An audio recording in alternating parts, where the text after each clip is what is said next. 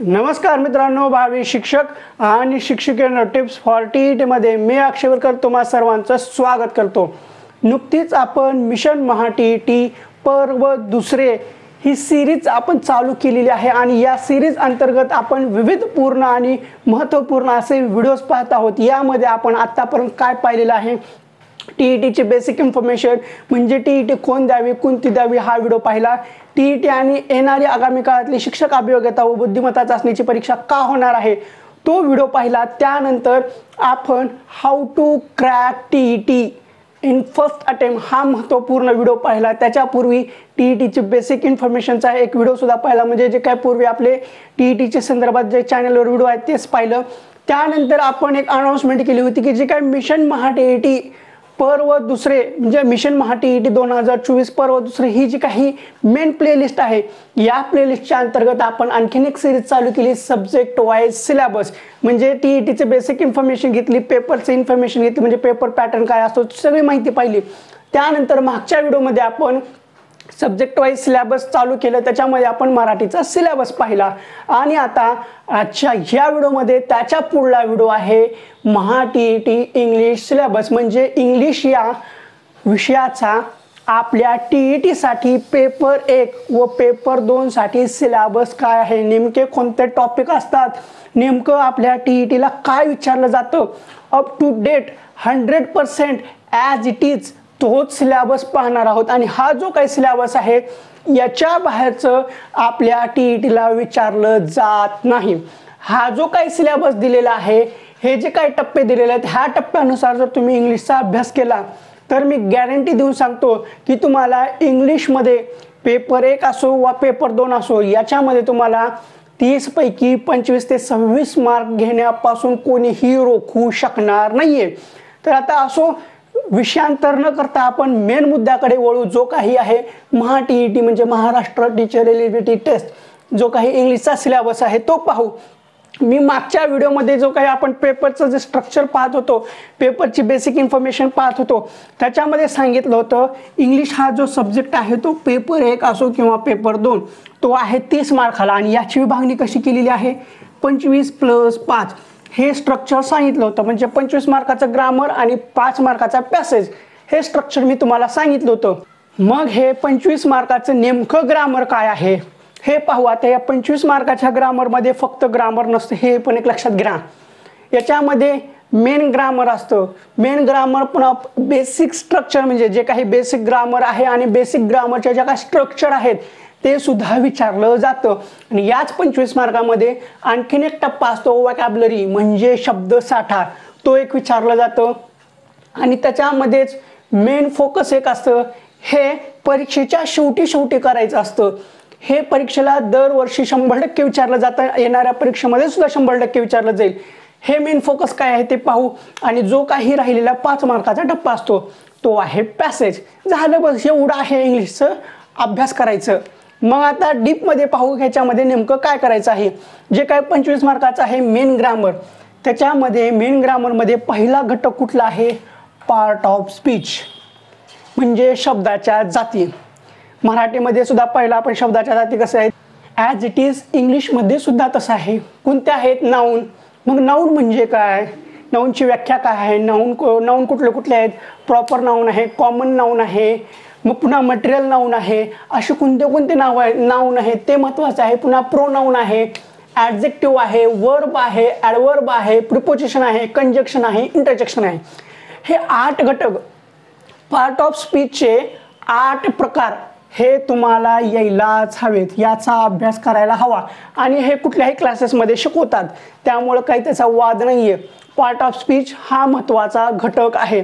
मग या part of स्पीचमध्ये प्रश्न कसे विचारले जातात, आता एखादी ओळ दिली जाते आणि तिथे रिकामी जागा दिलेली असते आणि तिथं म्हणतात की याच्या ठिकाणी कोणता योग्य शब्द येईल, तो आता रिकामी जागा दिली असेल तर त्या प्रिपोजिशन वापरा म्हणतात।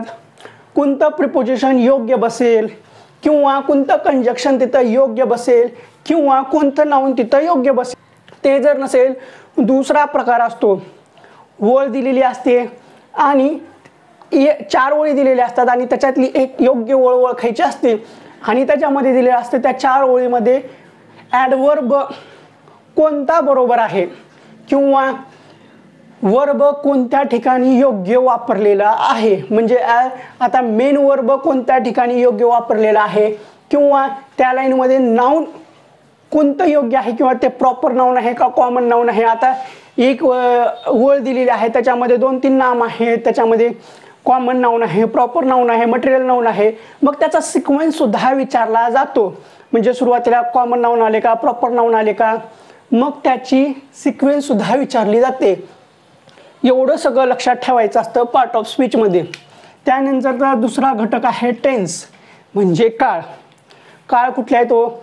Simple tense, simple present tense, simple past tense आणि सिंपल फ्युचर टेन्स, आणि त्याचे 4 प्रकार. हे सगळं असतं टेन्समध्ये. मग नुसतं असं साधं सरळ विचारतात का परीक्षेमध्ये? अजिबात नाही.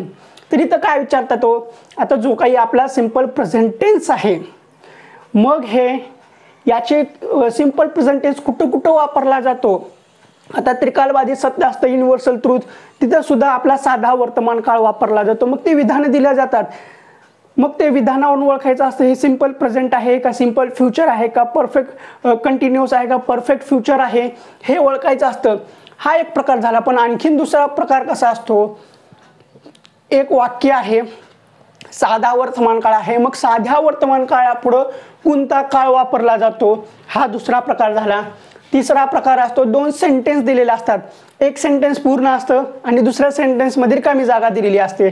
मग आता पहिल्या सेंटेन्समध्ये तो काळ कोणता आहे आणि त्याच्या पुढलं सेंटेन्स आहे त्याचा काळ कोणता आहे आणि रिकाम्या जागेमध्ये कोणतं स्ट्रक्चर फिट बसतं, म्हणजे एका काळापुढं दुसरा काळ किंवा जी दुसरी एकच ओळ आहे, एक पहिली ओळ पूर्ण आहे आणि त्याच्या पहिली ओळ अर्धवट आहे, रिकामी जागा दिलेली आहे, दुसरी ओळ पूर्ण दिलेली आहे, वाक्य पूर्ण आहे. मग तिथं काय असतं? जे काही सेकंड सेंटेन्स दिलेले आहेत त्याचं स्ट्रक्चर काय आहे, त्याची बेसिक इन्फॉर्मेशन काय आहे, त्याच्यावर आधारित पहिला काळ ओळखायचा असतो आणि तिथे रिकामी जागा भरायची असते.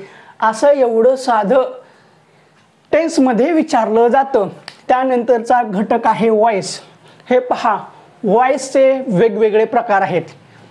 व्हॉइस यायलाच हवा. आता व्हॉइसचे प्रकार कुठले आहेत, कशा पद्धतीने व्हॉइस चालतो हे यायला पाहिजे. एकदा का तुम्हाला टेन्स आला, टेन्स आला रे आला, टेन्स कळालं म्हणजे टेन्सचं स्ट्रक्चर कळालं, जे टेन्सचं स्ट्रक्चर असतं, जे सूत्र असतं, ते जर वाक्य कसे बनवायचे टेन्सचे स्ट्रक्चर कळालं तर तुम्हाला व्हॉइस सोपा जातो. जर तुम्हाला काळच कळत नसेल, साधा भविष्यकाळ कोणता आहे किंवा चालू वर्तमान कुठला आहे किंवा अपूर्ण वर्तमान कोणता आहे किंवा पूर्ण भविष्यकाळ पूर्ण वर्तमान काळ हे कुठलं आहे आणि त्याचं स्ट्रक्चर जर तुम्हाला कळत नसेल तर तुम्हाला व्हॉइस कदापि येणार नाहीये. कारण व्हॉइसमध्ये काय असतं हो, दुसरं रूप तिसरं रूप बाय वापरून हे करायचं असतं. मग कुठं कसं वापरायचं हे त्याच्यासाठी महत्त्वाचं आहे टेन्स. त्यासाठी टेन्स यायला हवं. पुन्हा आहे डायरेक्ट इनडायरेक्ट स्पीच. हे सुद्धा महत्त्वाचं आहे. हा एक घटक महत्त्वाचा आहे. मेन ग्रामर पाहतो. हे मेन ग्रामर मधले एवढे कन्सेप्ट काहीही करून यायला पाहिजेत म्हणजे पाहिजेत, त्याशिवाय सुट्टीच नाही. काही करू, काही करा तुम्ही. हे मेन ग्रामर मधले तुम्हाला 14 टॉपिक आहेत ना, ते काहीही करा, अभ्यास करून ठेवा. त्यानंतर आहे डिग्री. आता डिग्री कोणकोणत्या आहेत आपण 4थी 5वी पासून पाहत आलेलो आहोत, तरी सुद्धा आपल्याला परत डिग्री शिकावीच लागते, त्याशिवाय पर्याय नाही. डिग्री आहे, कंपॅरेटिव्ह आहे, सुपर आहे, मग पुन्हा आणखीन त्या डिग्रीमध्ये जे काही स्ट्रक्चर आहेत ते यायला हवेत. त्यानंतर आहे आर्टिकल. आता आर्टिकल आपल्याला साधं सरळ माहिती आहे, ए अँड द झाले, संपले आर्टिकल. हो, एवढ्यावर भागतं का हो? आता हे आर्टिकल आहेत, मग हे आर्टिकल कुठं कुठं वापरतात, ए कुठं वापरतो आणि अँड कुठं वापरतो. मग आता याच्यामध्ये एकच सेंटेन्स आहे, एका सेंटेन्समध्ये आपल्याला ए पण वापरायचे, अँड पण वापरायचं आणि द पण वापरायचं. ते कसं वापरायचं असे प्रश्न असतात. मग याच्यामध्ये ए कुठं वापरू नये, अँड कुठं वापरू नये, द कुठं वापरू नये, अशी अपवादात्मक स्थिती असतात. मग आर्टिकलचे जे काही नियम आहेत त्या नियमावर आधारितच आपल्या परीक्षेला प्रश्न विचारले जातात. आणि आता लगेच तुमच्या मनामध्ये प्रश्न पडला असेल, सर आपण जो सिलेबस पाहत आहोत, मग पार्ट ऑफ स्पीचचे परीक्षेला किती मार्काला प्रश्न विचारले जातील, टेन्स किती मार्काला विचारला जाईल, व्हॉइस किती मार्काला विचारला जाईल. असलं डोक्यामध्ये खूळ आणायचं नाही. एक गोष्ट लक्षात घ्या, ग्रामर आहे आपलं कर्तव्य आहे, ग्रामर पूर्ण करणं, परफेक्ट करणं. ते परीक्षेला भलेही 1 मार्काला विचारू, 10 मार्काला विचारू, 100 मार्काला विचारू, डझंट मॅटर. आपलं मेन फोकस काय पाहिजे, आपल्याला ग्रामर येणं हे महत्त्वाचं आहे. मग परीक्षेमध्ये आर्टिकलला 3 प्रश्न विचारू, 4 प्रश्न विचारू असल्या भानगडीत पडायचं नाही. मग बरेचसे क्लासेसवाले काय करतात, एवढे मेन नाहीत ना, मग पार्ट ऑफ स्पीच ह्याच्यावर 4-5 प्रश्न विचारतात म्हणून सांगतात. मग गेल्या वेळेस परीक्षेमध्ये व्हॉइसवर 3 प्रश्न विचारले होते म्हणून ह्याला जास्त फोकस करतात. असली गोष्ट करायची नाही. हे मेन टॉपिक आहे 14च्या 14ला फोकस करायचं. भलेही ते 1 मार्काला विचारू न विचारू, हे आपल्याला येणं गरजेचंच आहे. असो पुढे चला. पुन्हा आहे क्वेश्चन टॅग. आता क्वेश्चन टॅग आपल्याला साधा सरळ माहिती आहे.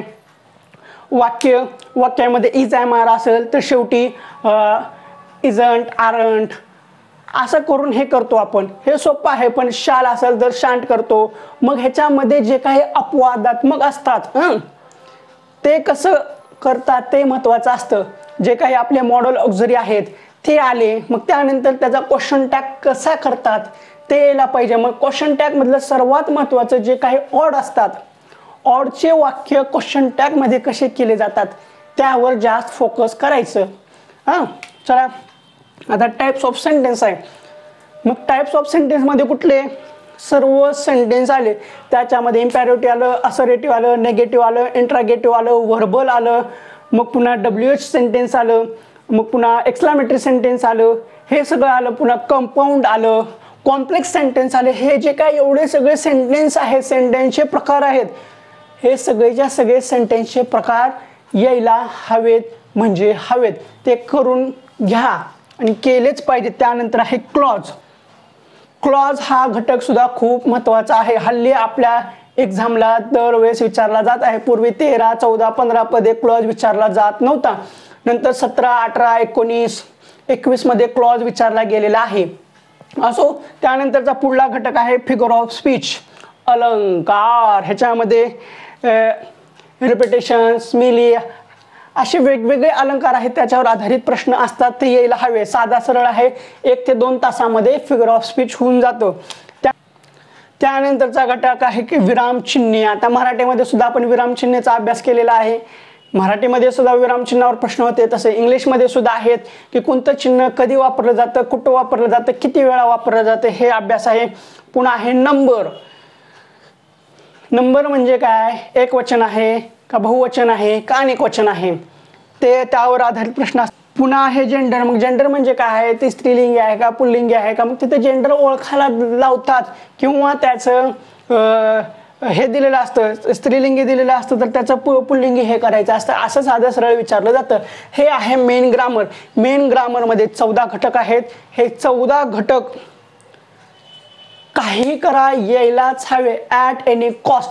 हे झाले 14 घटक. मग याच्यानंतरचा सगळ्यात महत्त्वाचा घटक आहे म्हणजे बेसिक आणि बेसिक स्ट्रक्चर आहेत, म्हणजे बेसिक ऑफ ग्रामर आहे. हे सर्वांना यायलाच हवं. याच्यावर आधारित सगळं ग्रामर आहे. आपल्या रोजच्या जीवनातल्या दैनंदिन गोष्टी असो, घटना असो, बोलणं असो, सगळं असो, हे ह्याच्यावर आधारित असतं. मग हे कोणतं आहे व बेसिक ऑफ स्ट्रक्चर, हे कशाने करायचं. बेसिक ऑफ स्ट्रक्चर म्हणजे आता ह्याच्यामध्ये यूज टू आणि वूड आहे, म्हणजे वूडचा वापर कुठं करतात, यूज टूचा वापर कुठं करतात. त्याच्यानंतर आहे एबल टू, अनेबल टू. याच्या रचना असा साधे सरळ सेंटेन्स असतात, परीक्षेमध्ये विचारलेले असतात. आपल्याला वाटतं आपल्याला येते, साधे सरळ येते, पण परीक्षेमध्ये काय करतात, 4 ओळी दिलेल्या असतात. 4 ओळी सारख्याच वाटतात हो, फक्त एखादा शब्द फिरवलेला असतो आणि तिथं ओळखायचं असतं की इथं नेमकं एबल टूचं सेंटेन्स कुठलं बरोबर आहे, यूज टूचं सेंटेन्स कुठलं बरोबर आहे किंवा वूडचं सेंटेन्स कुठलं बरोबर आहे, हे ओळखावं लागतं. त्यासाठी हा बेसिक कन्सेप्ट येणं गरजेचं आहे. पुन्हा यूज ऑफ टू आहे, पुन्हा यूज ऑफ इनफ आहे. आपण म्हणतो ना, खूप टेन्शन आलं, राग आलं, भांडण व्हायला लागलं तर काय म्हणतो, इनफ इज इनफ असं म्हणतो ना. मग ते इनफ कुठं वापरतात, कसं वापरतात ते सुद्धा आपल्याला यायला पाहिजे. पुन्हा त्यानंतर आहे use of going to. I am going to school. हो बाबा, I am to going to school, I am to going to college असं म्हणतो, पण हे काय म्हणतो, याची रचना काय आहे हे यायला पाहिजे. मग त्याच्यानंतर आहे यूज ऑफ प्रिफेर टू. आपण म्हणतो ना prefer to, I prefer tea to coffee असं म्हणतो ना, मग ते नेमकं का म्हणतात, कसं म्हणतात? आता जे मी सेंटेन्स तुम्हाला सांगितलं, I prefer tea to coffee, मग हे बरोबर आहे का चूक आहे हे सुद्धा आपल्याला कळायला पाहिजे. त्यासाठी असल्या कन्सेप्ट छोट्या छोट्या आहेत, एका तासामध्ये अर्ध्या तासामध्ये आपल्याला क्लिअर होऊन जातात. जर आपली शार्प माइंड असेल किंवा नॉर्मल जरी कुणाचं असेल तर कळून जातं. मग पुन्हा त्यानंतर आहे use of unless and if. मग इफचे जे वाक्य असतात ते साध्या वर्तमान काळामध्ये सुद्धा वापरलं जातो. इफ म्हणजे अटीदर्शक वाक्य असतं. मग अटीदर्शक वाक्यामध्ये साधा वर्तमान काळ असेल तर त्याच्या पुढला कुठला काळ असतो असे प्रश्न टेन्समध्ये सुद्धा असतात. मग त्यासाठी यूज अनलेस, अनलेसचं वाक्य कसं असतं, अनलेसचं वाक्य कसं केलं जातं आणि इफचं वाक्य सुद्धा कसं असतं ते स्ट्रक्चर असतात ते समजून घ्यायला पाहिजे. त्यानंतर as soon as, I am trying to come as soon as किंवा ॲज सून ॲज पॉसिबल असले जे सेंटेन्स असतात ना ते असतात. नो सूनर दॅन, हे आपण 8वी 9वी 10वीला शिकलेलं आहे, परत शिकायचंय, पण ह्याच्यामध्ये कुठं वापरतात कसं वापरतात तेच लक्षात येत नाही, त्यामुळं परीक्षेत चुकतं. मग पुन्हा आहे नॉट ओनली बट ऑल्सो, आपल्या सगळ्यांच्या आवडतीचं वाक्य तरी सुद्धा परीक्षेत चुकतं. पुन्हा आहे हार्डली वेन किंवा स्केअरली वेन. त्यानंतर आयदर ऑर नायदर नॉर. पुन्हा आहे सगळ्यात महत्त्वाचं दर परीक्षेला विचारला जाणारा मॉडल ऑक्झिलरी. किती आहेत त्याच्यामध्ये, प्रायमरी आहेत, मग पुन्हा बाकीच्या कुठल्या आहेत, मग त्या मॉडल ऑक्झिलरीचा उपयोग कुठं केला जातो, कसा केला जातो, मग त्याच्यामध्ये ते पॉसिबिलिटी दर्शवतो किंवा ॲबिलिटी दर्शवतो, काय दर्शवतो नेमकं त्यावर आधारित प्रश्न असतात. झालं आपलं मेन ग्रामर झालं, बेसिक ऑफ स्ट्रक्चर ग्रामर झालं, हे सगळं यायला पाहिजे. एवढा सगळा जर तुमचा पसारा पूर्ण झाला, रेस झाला, तुमचे 10 ते 15 मार्क परीक्षेमध्ये फिक्स. फिक्स म्हणजे फिक्स, त्याला कुणीही अडवू शकत नाहीये. हे हक्काचे मार्क आहेत. मी ते एक लक्षात घ्या, हे जे ग्रामर आहे मेन ग्रामर आणि बेसिक ग्रामर हे तुमच्या हक्काचे मार्क आहेत. इथं तुम्ही एकदम परफेक्ट असाल, तुमचं ग्रामर एकदम परफेक्ट झालं, ते हक्काचे मार्क कुणीही काढू शकत नाहीयेत. भलेही पेपर काढणाऱ्याने कितीही दिमाग लावला तरी इथं तुमचे मार्क जाणारे नाहीयेत. मेन ग्रामर आणि बेसिक ग्रामरमध्ये मार्क कुठे जाऊ शकतात, जिथं आपल्या बुद्धीचा कस जास्त लागतो, नशिबाचा कस जास्त लागतो, तो घटक आहे वोकॅब्युलरी. ह्याच्यामध्ये 7 टॉपिक आहेत. हे 7 टॉपिक आपण वर्षानुवर्ष जरी केले तरी पुरेसे ठरत नाहीयेत. अनगिनत साठा आहे, कुठलंही काही विचारलं जातात. आणि कसं आहे, आपण मराठी मीडियमचे असतो, महाराष्ट्रात जन्मलेले असतो, मग जो काही वोकॅब्युलरीचा घटक आहे तो आपला मराठीचा चालता बोलता पूर्ण झालेला असतो, जन्मल्यापासून आत्तापर्यंत ऐकून पूर्ण झालेला असतो. पण इंग्लिशचं तसं नसतं. मग हेच इथं घातक ठरतं. मग ह्याच्यासाठी सुद्धा काय करायचं ते सांगतो, पण अगोदर वोकॅब्युलरीमध्ये 7 टॉपिक कुठले आहेत ते 7 ते 8 टॉपिक कुठले आहेत ते पाहू. पहिला आहे सिनॉनिम्स म्हणजे सिमिलर वर्ड, जे समानार्थी शब्द. समानार्थी शब्द. मग त्यानंतर आहे विरोधार्थी म्हणजे ऑपोजिट, ॲन्टोनिमस. मग त्यानंतर आहे वन वर्ड सबस्टिट्यूशन, म्हणजे आपण ते मराठीमध्ये सुद्धा पाहिलेलं आहे, दरवेळेला परीक्षेला विचारलं जातं. पुन्हा आहे करेक्ट स्पेलिंग, हा सगळ्यात महत्त्वाचा आहे जास्त. त्यावरती सगळं नशिबाचा खेळ आहे, आपला नॉलेजचा खेळ आहे, पण इथं करेक्ट स्पेलिंगचं काय आहे, करेक्ट स्पेलिंग अँड सेंटेन्स. इथं फक्त कस लागतो आपल्या वाचनाचा, आपल्या ऑब्झर्वेशनचा, आपल्याला स्पेलिंग किती पाठ आहेत, आपलं सेंटेन्स म्हणजे आपलं ग्रामर किती परफेक्ट झालेलं आहे त्यावर आधारित असतं. म्हणजे करेक्ट स्पेलिंग विचारलं जातं, त्याच्यामध्ये वेगवेगळे शब्द असतात त्याचे स्पेलिंग विचारलं जातं, किंवा सेंटेन्स असतं ते सेंटेन्स करेक्ट आहे का चुकीचं आहे ते सुद्धा विचारलं जातं. त्यानंतर आहे फाइंड एरर, हा घटक अवलंबून आहे ग्रामरवर. मग फक्त ग्रामरवर अवलंबून आहे का? हो नाही. ह्याच्यामध्ये फाइंड एररमध्ये वेगवेगळे टाईप आहेत, फक्त ग्रामर नाही, वेगवेगळे टाईप आहेत. त्याच्यामध्ये सिक्वेन्स सुद्धा असतो, त्याच्यामध्ये जम्बलिंग असतात, रिअरेंज असतं. मग ते फाइंड एरर शोधायला तुमचं ग्रामर सुद्धा पक्क पाहिजे. एखादं सेंटेन्स दिलेलं असतं खाली, मग त्याच्यामध्ये त्या सेंटेन्समध्ये कुठला घटक एरर आहे, म्हणजे आता समजा एरर टाईप ऑफ एररमध्ये कसं असतं, एक्स वाय झेड ए हे सेंटेन्स आहे, पूर्ण सेंटेन्स आहे असं. मग परीक्षेमध्ये काय विचारतात, इथं दिलेलं असतं 1 3 2 4, मग ह्याच्यामध्ये कोणतं एरर आहे, 2 नंबरचं एरर आहे का 3 नंबरचं एरर आहे का 4 नंबरचं एरर, असे प्रश्न विचारले जातात. किंवा आता सेंटेन्स जर विचारलं तर असे 4 सेंटेन्स दिले जातात, 1 2 3 4. मग ह्या 4 सेंटेन्सपैकी कोणतं सेंटेन्स चुकीचं आहे ते सुद्धा ओळखावं लागतं. असे वेगवेगळे प्रकार असतात. त्यानंतर आहे प्रोवर्ब्स, प्रोवर्ब सुद्धा आपल्याला यायला पाहिजे. त्यानंतर आहे फ्रेज आणि ॲडम्स. हे आपल्याला कितीही पाठ केलं काही केलं तर लक्षात राहत नाही.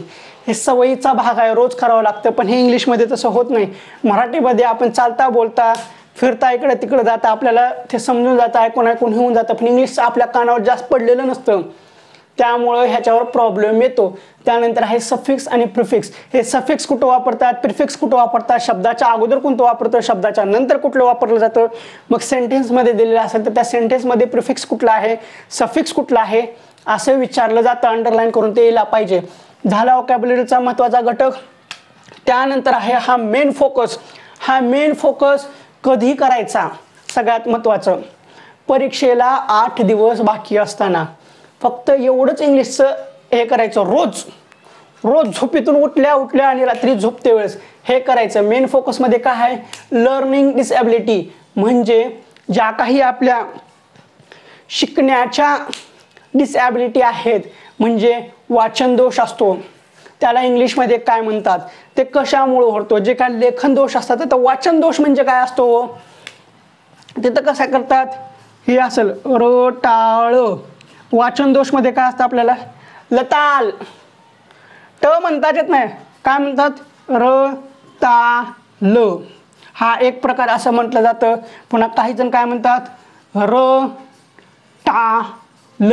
वाचन दोष झाला. आणि लेखन दोष.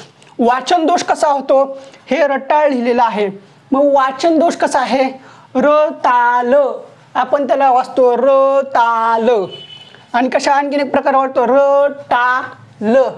हळला ल म्हणणे, टाला टा म्हणणे, थाला ता म्हणणे. आणखीन एक असतं, हे असतं बघा था.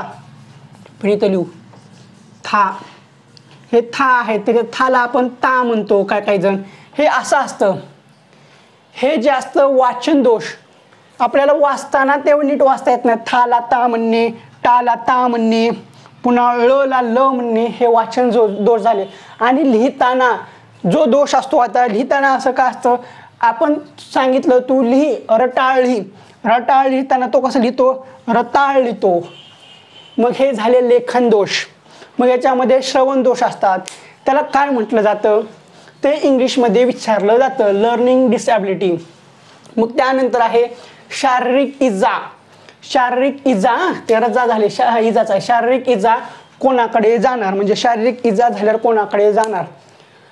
समजा माझ्या पायाला लागलेला आहे, माझ्या पायाचा हाड मोडलेला आहे, तर मी अशा परिस्थितीमध्ये कोणाकडे जाणार ते असतं. किंवा माझा दात पडला, दातामध्ये जखम झाली, जबड्यामध्ये जखम झाली, तर मी कोणत्या दवाखान्याकडे जाणार किंवा कोणाकडे जाणार. माझ्या डोळ्याचा प्रॉब्लेम झाला तर मी कोणत्या स्पेशलिस्टकडे जाणार. किंवा जे काही कुठलेही शारीरिक दोष असो, इजा असो, त्याचे वेगवेगळे नावं असतात, त्यावर आधारित प्रश्न असतात. मग पुन्हा नंतर असतं, मग जे काही ॲनिमल आहे त्या ॲनिमलचे आवाज.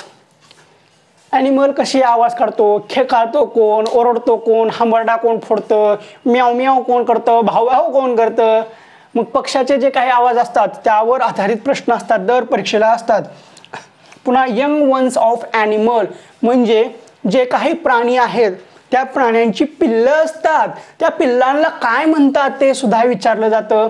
मग पुन्हा होम्स ऑफ ॲनिमल, म्हणजे जे काही प्राणी आहेत त्यांचे निवासस्थान आहे, त्यांचं घर आहे, त्यांना काय म्हणतात. आता आपले घरं काय असतात, घर जरी असलं त्यांचे मन्नत, जन्नत, आशियाना असे वेगवेगळे नावं दिलेले असतो. तसंच जे प्राणी आहेत त्यांची घरं असतात, घरटी असतात, त्यांना काय म्हणतात. किंवा प्राणी कुठं राहतात त्यांना काय म्हणतात, त्याचे नावं असतात. पुन्हा असतं करेक्ट ऑर्डर. हा एक महत्त्वाचा घटक आहे जो की हल्ली विचारला जातो. करेक्ट ऑर्डर म्हणजे काय असतो, आता ही आहे A E I O U, हे आपले स्वर झाले हा. मग तिथं परीक्षेमध्ये कसं दिलेलं असतं, काही दिलेलं असतं ओ ई यू ए आय. मग आपल्याला नंतर लक्षात द्यायला पाहिजे हे काय स्वर आहेत, या स्वरांचा क्रमांक कसा असतो तो लावला पाहिजे. 1 2 3 4 5 हे झालं एकदम परफेक्ट ऑर्डर. किंवा त्याच्यामध्ये वेगवेगळे सेंटेन्स दिलेले असतात 1 2 3 4.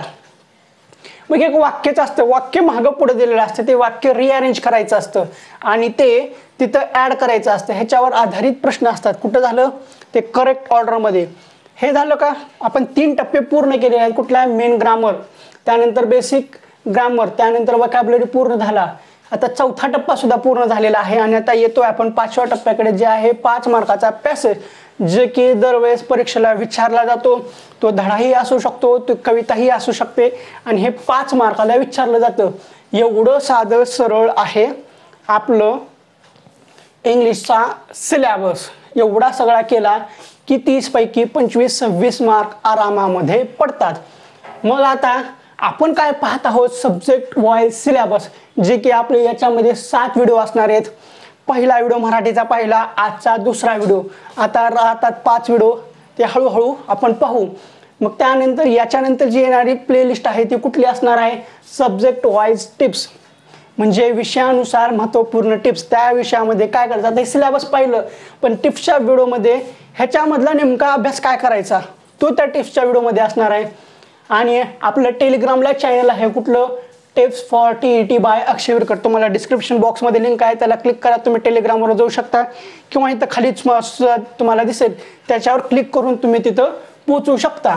आता सगळं प्रश्न पडला असेल की हे सगळं झालं सिलेबस, पण ह्याच्यासाठी वापरायचं काय, ह्याचे बुक्स कुठले असतात हे पहा. जास्त पुस्तकं नाही आहेत, मेनच पुस्तक आहेत तेवढं घ्या बस. एवढे पुस्तकाला रेफर केले की 30 पैकी 25-26 मार्क फिक्स. मग आता ह्याचे टप्पे आहेत. मेन ग्रामर तुम्हाला कुठल्या पुस्तकातून बेस्ट करता येईल, हे जे मेन ग्रामर आहे हे 14 टॉपिक आहेत, हे तुम्हाला कुठल्या पुस्तकात एकदम बेस्ट भेटून जाईल, ते आहे नंबर 1चं पुस्तक आहे बाळासाहेब शिंदे सरांचं पुस्तक. ह्याच्यामध्ये तुम्हाला सगळंच भेटेल, पण मोस्ट इम्पॉर्टंट काय आहे, हे जे काही 14 टॉपिक आहेत त्या बाळासाहेब शिंदे सरांच्या पुस्तकातून एकदम परफेक्ट होऊन जातात. परफेक्ट म्हणजे परफेक्ट. आणि हा जो काही मेन फोकस आहे तो मेन फोकस सुद्धा त्या बाळासाहेब शिंदे सरांच्या पुस्तकामध्ये अवेलेबल आहे. ते एक पुस्तक झालं. मग जे आपण इकडे बेसिक अँड स्ट्रक्चर आहे म्हणजे बेसिक ग्रामर आहे, ह्या ज्या काही संकल्पना आहेत ह्या जर तुम्हाला एकदम परफेक्ट करायच्या असतील, चलती बोलतीवर फिरता बोलता उठता बसता यायला हवा असं जर वाटत असेल, ते करण्यासाठी हे 2 नंबरचं पुस्तक रामदास वाघ सरांचं, जास्त महाग नाही आहे, स्वस्त आहे. हे झालं. त्यानंतर सर्वात महत्त्वाचं पुस्तक आहे आपल्या महाराष्ट्र राज्य परीक्षा परिषदेचं 5वी व 8वीचं स्कॉलरशिपचे पुस्तकं. ते मस्त आहेत आणि त्याच्यामधून आपल्याला काय करता येईल, त्याच्यामधून आपल्याला हा 5 मार्काचा घटक पूर्ण होऊन जाईल पॅसेज. मग त्याच्यामध्ये आपल्याला आणखीन काय भेटू शकतं, करेक्ट ऑर्डर भेटून जाऊ शकतं. मग जे फाइंड एरर आहेत ते त्याच्यामध्ये एकदम ओकेमध्ये भेटून जातात आणि जे काही समानार्थी विरुद्धार्थी शब्द आहेत ते त्याच पुस्तकातून येतात. हे झालं. आणि सगळ्यात महत्त्वाचं जे आणखीन प्रॅक्टिस करायची गरज असेल तर ते आहे प्रिव्हियस इयर पेपर, जे की पूर्वीचे आहेत 2013 पासूनचे आत्तापर्यंतचे आपले TETचे पेपर्स. पेपर 1 असो पेपर 2 असो, असं समजू नका की माझा पेपर 1च आहे म्हणून मी पेपर 1चेच पुस्तकं घेणार, म्हणजे पेपर 1च सुरुवातीपासूनच्या आत्तापर्यंत घेणार, तसं नाही. पेपर 2चा सुद्धा अभ्यास करायला हवा. आणि हा जो काही सिलेबस दिलेला आहे हा सर्वच्या सर्व सिलेबस पेपर 1 आणि पेपर 2 साठी आहे. असं समजू नका की पेपर 1ला वेगळा असतो पेपर 2ला वेगळा आहे. परफेक्ट सिलेबस आहे पेपर 1 आणि पेपर 2. याच्या बाहेरचा सिलेबस नाही आणि ह्याच्या बाहेरचे प्रश्न TETला विचारले जातच नाहीत. एवढा सर्व जो काही सिलेबस आहे एवढं सर्व जर तुम्ही काही पूर्ण केलं, 30 पैकी 25-26 मार्क कुठंही गेलेले नाही आहेत. तर ठीक आहे, जेवढे काय सगळं महत्त्वाचं होतं तेवढं सगळं सांगितलेलं आहे. पुस्तकं कुठले वापरायचे ते सुद्धा सांगितलेलं आहे. सिलेबस एकदम व्यवस्थितपणे सांगितलेलं आहे. ठीक आहे. असो, जी काय प्लेलिस्ट आहे ते सुद्धा तुम्हाला सगळं व्यवस्थितपणे सांगितलेलं आहे. आजच्या या व्हिडिओमध्ये एवढंच. ठीक आहे. तुम्हाला हा व्हिडिओ कसा वाटला तो कमेंट बॉक्समध्ये सांगा। व्हिडिओ आवडला असेल तर व्हिडिओला लाईक करा। व्हिडिओ पाहून तुमचा काही फायदा झाला आहे असं वाटत असेल तरच आपल्या चॅनलला सबस्क्राईब करा। पुढला जो काही व्हिडिओ येणार आहे तो असणार आहे ह्याच्यानंतरचा दुसरा जो व्हिडिओ असेल तो गणिताचा सिलेबस, त्याच्यामध्ये गणिताचा सिलेबस पाहू। आणि जर व्हिडिओ पाहून तुमचा काही फायदा झाला असेल तरच आपल्या चॅनलला सबस्क्राईब करा। लाल रंगामध्ये सबस्क्राईब बटन आहे ते दाबा, त्यानंतरची जी घंटी आहे ती सुद्धा दाबा व ऑल नोटिफिकेशन बेल सिलेक्ट करा, म्हणजे जेणेकरून सर्व व्हिडिओचे नोटिफिकेशन तुमच्यापर्यंत येतील आणि जे शिक्षक पात्रता परीक्षेची तयारी करत आहेत त्यांच्यापर्यंत हा व्हिडिओ